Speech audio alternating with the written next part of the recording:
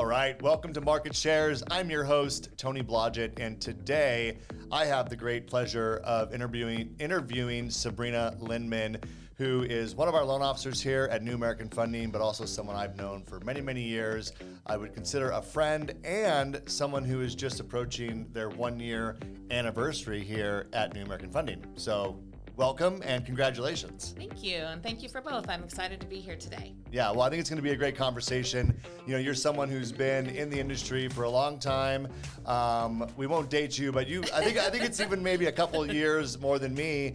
And we're in an interesting time right now in the market. There's been a lot of shift. I mean, we've seen markets like this before, but probably back, you know, in the mid 90s, 94 was like the last time that we really saw this sort of a shift. So you, which I think is around when you actually got into the industry. So, you know, probably reminiscent of those early years, and so much has happened, you know, in both of our careers, and yet we find ourselves having to always constantly adjust and learn and deal with the current conditions in front of us. So we're going to unpack some of that today as we go through this conversation. But what I really want to do is just, first of all, start with it's your 1-year anniversary. So tell me about your first year here at New American Funding. Well, thank you. It's been an exciting year. I came in with a pipeline of loans and was connected right away with an amazing loan officer assistant who helped me close upwards of $3 million every single month for the first 4 or 5 months I was here. It was a really great, easy transition. The ops team was amazing. The JET program, 14-day close, right, is incredible, and my agents all thought that was amazing. And the support behind the ability to do that has been incredible. Well, I love hearing that, and we don't need to spend the whole podcast talking about your transition, but, you know, it's a lot. It's a big decision when people move companies, and it's important for me that it goes well, and so I'm glad to hear that it's been a great year for you. Why don't you take us back, and I love to ask the question to people about kind of how you started off in the mortgage industry. Most people, you know, find this industry on accident. Was that the case for you? And tell us a little bit about that story so we kind of know kind of where you came from. Well, it was an accident. So I actually have my degree in fashion merchandising, and it became a slow time in the industry, and I got laid off from my job.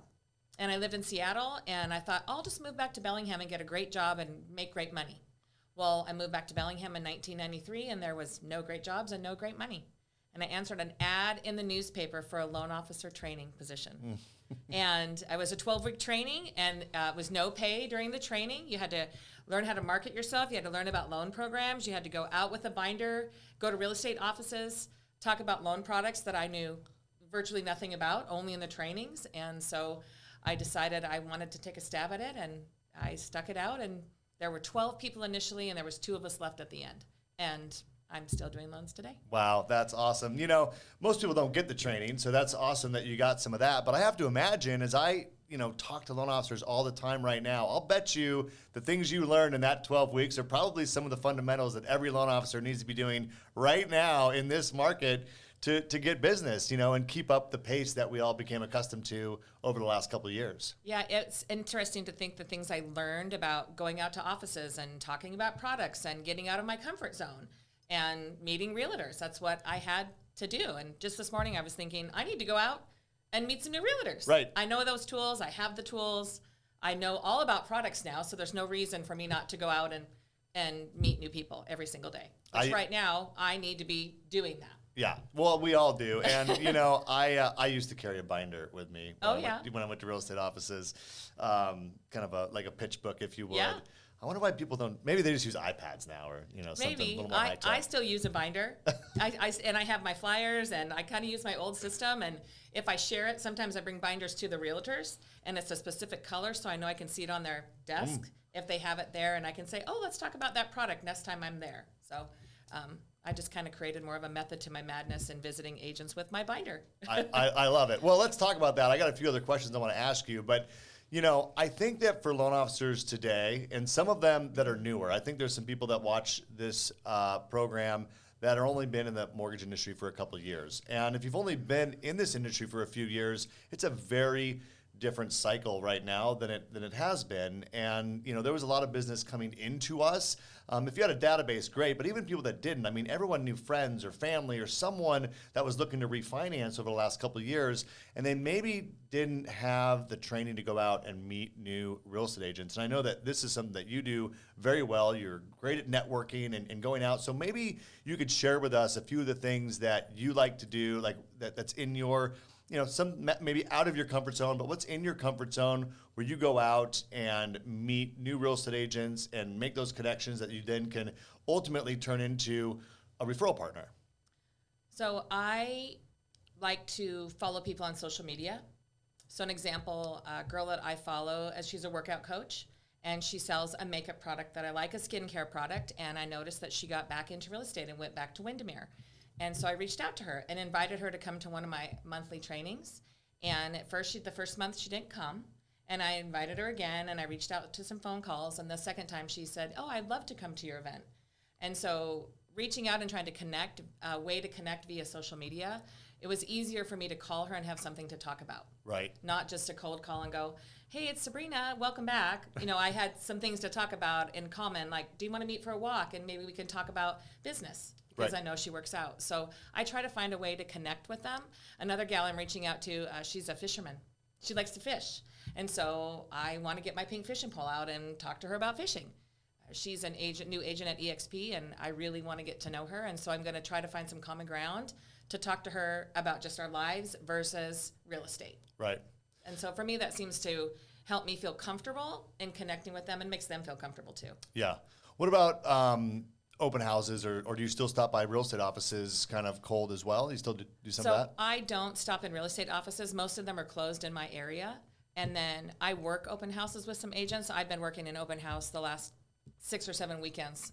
Every open house I get invited to work, I work at those open houses to try to meet leads, but mostly to support those agents because people are already coming pre-qualified and people are coming with agents. And so sometimes agents feel down at that open house, and I just encourage them, let's do it again.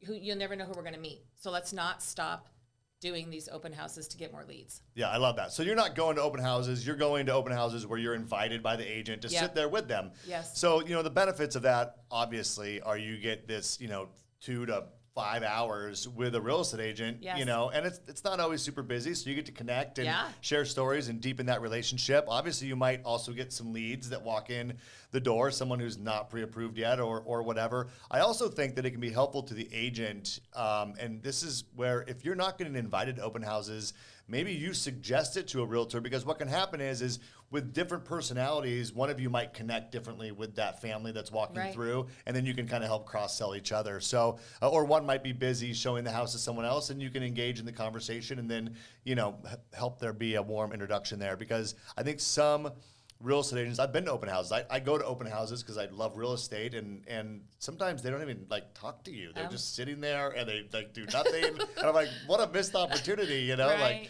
How do you know if I even have an agent or what I'm looking for? Right. Anyways, well, that's awesome. So anything else that you're doing kind of proactively as you think about, I got to meet more people and expand my realtor base? Anything else that you're utilizing right now? Really just trying to focus on meeting new agents that I can reach out to and connect with on a personal level, because every good relationship I have a personal relationship with them. I know about their kids, I know about their dogs, I know when their anniversaries are, and sitting at an open house and creating a relationship with them for 5 hours always helps me do that. So those are really the top things I'm doing, watching on social media who I can connect with, who I think I can have a personal connection with. That helps me feel comfortable calling, and then going out and teaching them about some loan products that I think could help them meet more clients for them. Yeah, I love it. So let's talk about clients, because I know I've worked with you, for a long time.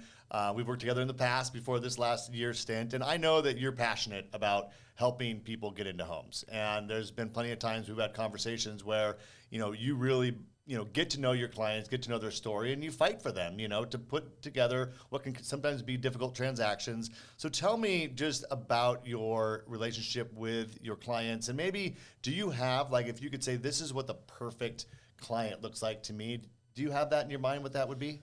I do have what the perfect client would look like. A client that I get a lead, I might call them and say, "Hey, Jerry asked me to give you a call. I'm Sabrina. This is what I do. How can I help you today?" They start telling me what their story is, and I try to do a mortgage consultation, find out about their credit, find out about their income, what are their hopes and dreams. So I have some basic information before I encourage them to apply online. They apply online, I get that information, and then my team, we start to analyze the information right away in the loan application.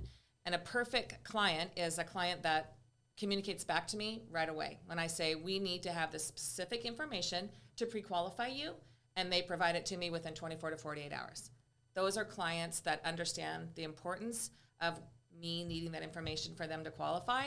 And there are clients that don't quite understand that, and we have to chase them a little bit. But those are, the perfect borrower is a borrower that says, we understand it, we own this part of it, and we want her to have that information to help us. Yeah. For me, that's the perfect client. And I help a lot of people who come to me and say, well, my brother said you help them with credit repair.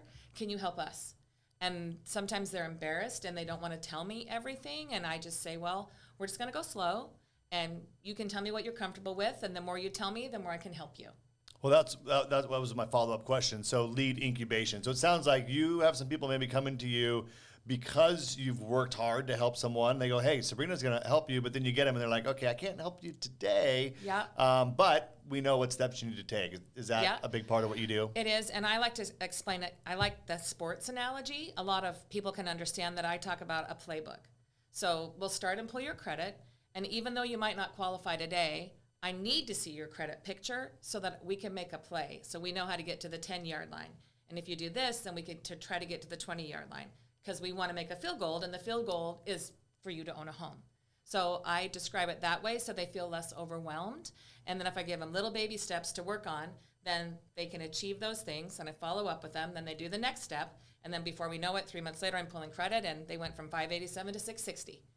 Now they can become homeowners. Yeah, I love that, because I think there's a lot of loan officers that when they get a challenging application, they kind of like they don't want to work on it as hard. And I don't hear that in your voice at all. You're like, hey, I'm up for the challenge, and whether we can close a loan for you in 30 days or 6 months or a year, to you, it's the same difference. And that is a great quality. And I think that's something that resonates with people, and they know that you genuinely care, not about that transaction, but about the relationship and getting them to that field goal or touchdown or home run or whatever we want to call it at the end of the day. Getting them into that home is ultimately the journey, and how long it takes is kind of irrelevant. And not everyone has that, so that's unique, and I appreciate that about you. Thank you. It's lots of loan officers don't want to do that. They don't want to take the time. They're like, and people will tell me on the phone, well, like, I talked to so-and-so, and they just said, call back in 6 months. And they don't really want to tell me everything. And so I take the time to listen and say, it's okay, and I really want to help you. So if you have a little bit more time, I'd love to ask you some more questions and help you get through to your goal. And along the way, they're going to tell somebody else about me. And they're going to tell somebody else about me that this person was kind and cared. And maybe I never helped them get there, but they felt taken care of and heard. Yep. And that's what they share with other people. And I get a lot of business from helping people in the community. I love it. Well, good on you for having that approach, because like I said, it's unique and not everyone has it. And I think it's something that differentiates you from your competition.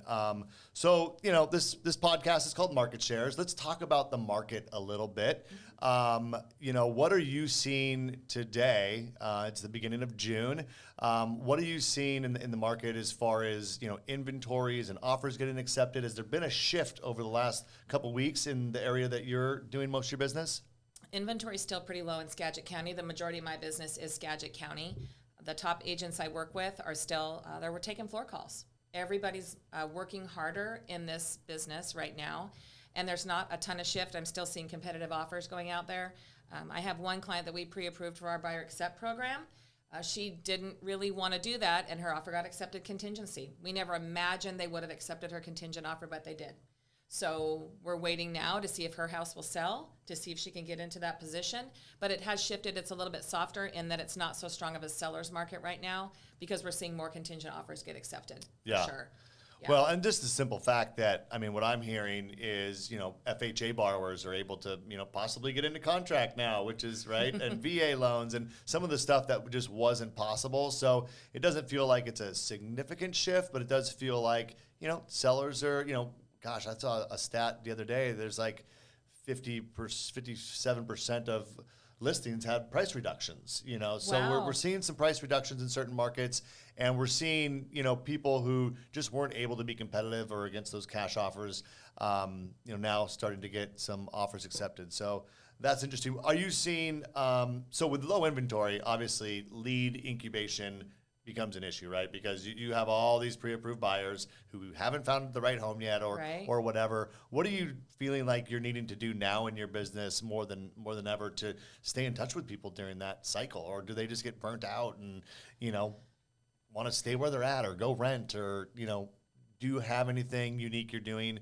to stay in touch with people? Well, I try to call all my pre-approved people every Monday, and I try to stay in touch with them and find out what's going on with their family, with their kids. I try to have a personal connection with them so that when I do call them, it's not just, hey, I'm your friendly loan officer. Sorry you didn't get another house this weekend. Right. I really want to know about them and their family, and because I take the time to do that in my mortgage consultation, I have something to talk with them about. And then that I can follow into, are you working with Sharon or Jerry, or have you made any offers, or what can I do to help you right now to keep you towards your goal? Yeah. And the personal connection for me is really how I stay in touch with them. And sometimes they burn out, and 99% of the time they don't, because I keep in touch with them, and I work really close with the realtor to make sure that our relationship together, we're keeping them alive together. Yeah. And we talk about the pros and cons. I talk about with the realtor about everything, because the client's going to talk with the realtor about everything. So we really have a team approach with the agents I work with, so we can keep them engaged and happy and not feeling overwhelmed. Whether they're making 5 offers and it takes us 7 offers, working closely with the agent is super important. Yeah, well, I see a theme in your business, which is that, it's continuing to nurture the relationships long term. And I think you and I both know that pays off over time. It builds deeper relationships. And I think that's why you've had the career that you've had. Let's talk a little bit as we kind of wrap up here about the biggest challenges in the market today. And then we'll talk a little bit about what opportunities might be there. But what are you seeing as far as what's the biggest challenge that you're having just in the market today as a full-time professional loan officer? Well, I don't know that I really think of it as a challenge. I think that because I have experience, this isn't the first time I've been through this kind of market. I can't imagine if I was someone who'd been here 4, 5, 6 years when things were really super easy and great.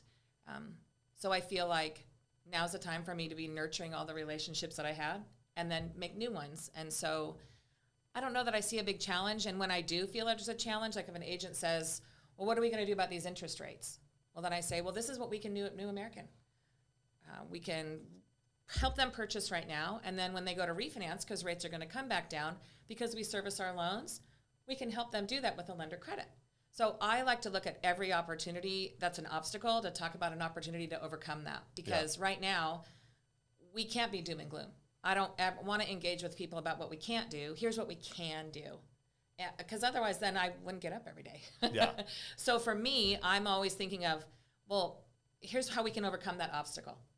Do we go clean that gutter at that house, or do we paint that house, or do we talk to them about credit repair, or do we get them to lock and shop so that they can secure their interest rate now, and in 90 days they'll know what their rate is because they're afraid the market's going to go up. So I don't ever really think of it as an obstacle. I think of what can we do to help these people become homeowners. You're just solving problems is what you're doing. I love it. Well, I'm a big believer that our attitude really, I don't think people realize how much a single person, a single loan officer or real estate professional can influence, their whole office, or how many people you can influence about the state of our market. Because, some people are fishing for, like misery loves company, right? So you have someone go, man, this market's really tough. And you can either go, I mean, there's some challenges, but man, we're working through them, and we're doing these things to help people. Or you go, yeah, it is, and then all of a sudden now we have 2 people going, oh man, this is a bummer, And so it really permeates quickly, and I love that, your attitude is, there's no problems, there's just challenges, and we're going to work through them. And I think you would be surprised how many people, I see it all the time, and people want you to reaffirm for them that it's tough and it's challenging and it's a bad market. And if you just flip it, all of a sudden now they change. The next person says, you know what, actually it's not that bad. I'm actually, in a good mood about what's going on in the market today. So I love that. What about opportunities? I think I could identify some opportunities. I'm curious what your thoughts are on, there are challenges today, but what are the opportunities today you think that are going to help in the future? The opportunities today are there's people always need to buy a home. Yeah. People always need homes. And the really great opportunity right now is the people that I've helped purchase homes, they have equity in their homes. So if they need to do debt consolidation, or they want to build an outdoor kitchen, or they moved in and they needed to remodel that bathroom and mama can't stand the kitchen anymore, now they have an opportunity to use some of that equity to help them achieve other goals that they have. And I think that's a really cool opportunity. And the fact that we have a HELOC product now makes that so much more exciting for me. Yeah. Yeah, so I want to reach out to every past client I've closed in 5 years and say, hey, we have a HELOC program, and talk to them about that opportunity. Because everybody's talking about the doom and gloom. Let's talk about what the opportunity is today. And that's a big one for me. Yeah, well, I think that, especially with low inventory, right, it makes sense Yeah. that, hey, just fix up your current home, and rates are a little bit higher now, so maybe do a HELOC today, and then when rates come down, we roll these two together, you know? Yeah. I'm telling loan officers that I truly believe that every loan that we're doing today is 2 or 3 loans in the future. And the reason why I think that is, one, obviously, I think that interest rates will come back down, just like they always have. Right. And there will be an opportunity to refinance transactions you're doing today. But I also think that not everyone has your work ethic, your attitude, your approach to this business. And unfortunately, we're going to see less loan officers in the future. And so all the clients that they did loans for are going to be what I would call orphan clients. And they're going to need a new loan officer. Right. And so I think that this is a building cycle right now. And you're right. Look, you need shelter. Rent's not going down. Right. I think that we have seen the market, shift and soften a little bit. But there is nothing that indicates that home values drop precipitously. And I still think that purchasing a home, if you can afford it and get locked into a payment, is the absolute best thing that you can do for you and your family. And just know that there is opportunities in the future to even lower that payment. And you know what you can't ever do is you can't ever refinance your rent payment. Right. That just keeps going up. Right, and you can only make your landlord rich. You can only build your landlord's wealth. If you buy now, even though it might be a stretch and we coach through how to help make that budget, that payment, you're going to help build your own wealth, not your landlord's wealth. Yeah. Yeah, and this might be different and it might be scary, but let's talk about how we can budget and help you build your wealth for your future. Yeah, one of my favorite memes in the last couple of weeks was, everyone's paying a mortgage payment. It's just, are you paying your mortgage payment, or are you paying your landlord's You're mortgage paying your payment? landlord's, right? Yeah, I agree. Yeah, for sure. I agree. Well, awesome. Well, Sabrina, I appreciate you sitting down with me today and having this conversation. Thanks for, your 1-year anniversary. Yay. Thanks for trusting in New American Funding and myself to provide you that platform to serve your referral partners and your clients. And congratulations on all of your success. And I'm looking for many more years of your success to come. So I enjoy being on this journey with you. Thank you. It's been a great interview. Thanks so much for everything. Absolutely. Take care.